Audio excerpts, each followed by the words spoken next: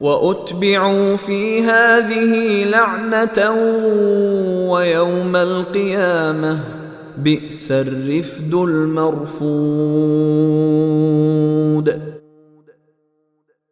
اور پھٹکار اس دنیا میں بھی ان کے پیچھے لگا دی گئی ہے، اور قیامت کے دن بھی یہ بدترین صلہ ہے جو کسی کو دیا جائے۔ ذَلِكَ مِنْ أَنْبَاءِ الْقُرَىٰ نَقُصُّهُ عَلَيْكَ مِنْهَا قَائِمٌ وَحَصِيدٌ۔ یہ ان بستیوں کے کچھ حالات ہیں جو ہم تمہیں سنا رہے ہیں، ان میں سے کچھ بستیاں وہ ہیں جو ابھی اپنی جگہ کھڑی ہیں، اور کچھ کٹی ہوئی فصل کی طرح بے نشان بن چکی ہیں۔ وَمَا ظَلَمْنَاهُمْ وَلَكِنْ ظَلَمُوا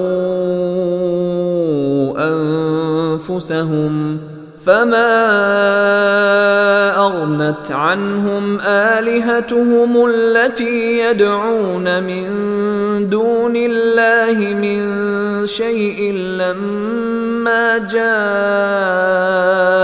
أَمْرُ رَبِّكَ وَمَا زَادُوهُمْ غَيْرَ تَتْبِيبٍ۔ اور ان پر ہم نے کوئی ظلم نہیں کیا، بلکہ انہوں نے خود اپنی جانوں پر ظلم کیا تھا، جس کا نتیجہ یہ ہوا کہ جب تمہارے پروردگار کا حکم آیا تو جن معبودوں کو وہ اللہ کے بجائے پکارا کرتے تھے وہ ان کے ذرا بھی کام نہ آئے، اور انہوں نے ان کو تباہی کے سوا اور کچھ نہیں دیا۔ وَكَذَلِكَ أَخْذُ رَبِّكَ إِذَا أَخَذَ الْقُرَى وَهِيَ ظَالِمَةٌ إِنَّ أَخْذَهُ أَلِيمٌ شَدِيدٌ۔